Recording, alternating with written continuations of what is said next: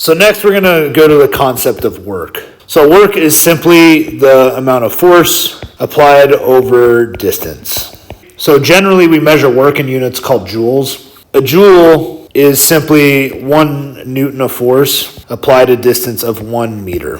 So in this case, it doesn't matter how long it takes us to perform the work, the total work done is the same. So if we have a 1 kilogram object, remember gravity on Earth exerts a force of 9.81 newtons on each kilogram of mass. So if we move a 1 kilogram object upwards 1 meter against gravity, then we perform 9.81 joules of work. So keeping this in mind, if we just hold an object stationary, we have a 100 kilogram object, we exert the same force on the object upwards as gravity exerts downwards. Even though we're producing a high amount of impulse on the object, no work is being done because the object is not moving. So this is one of the things to keep in mind as we move forward through this playlist, is that we can still produce very large forces without there actually being any work done. So carrying on in that vein, this brings us to power. So power is simply the amount of work done divided by time. If we really break down work, so work is equivalent to force times distance. Force is also made up of mass and acceleration.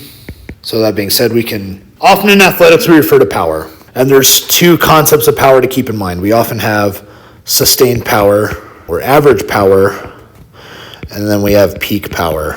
If we're performing a bunch of work and the rate of it kind of looks like this, where we have these really high peaks and then it drops down to 0, the average power is going to look like this. If we want to find the total power we produce, then we would basically take the area under this line right here. Now the peak power would be these points right here, are what we'd be interested in. So power is often measured in watts, and watts are equivalent to 1 joule every second. So this means every second you're performing 1 joule of work, which also means every second you are producing a force of 1 Newton over a distance of 1 meter. So if your power output is 5 watts, then every second you're producing 5 joules of work. Now, interestingly to note about power is because it's work over time, we can get very high power outputs by doing relatively small amounts of work, but we do it in very tiny fractions of a second. So you see this where we have very high peak power outputs when it comes to fast movements like throwing baseballs, running, sprinting, jumping, those kinds of things. Even though the total amount of work produced is not very great, it's characterized by very high peak power outputs. Likewise, we see total power output being very high during cases where, often during aerobic events, where we're cycling, where we're rowing, we're jogging.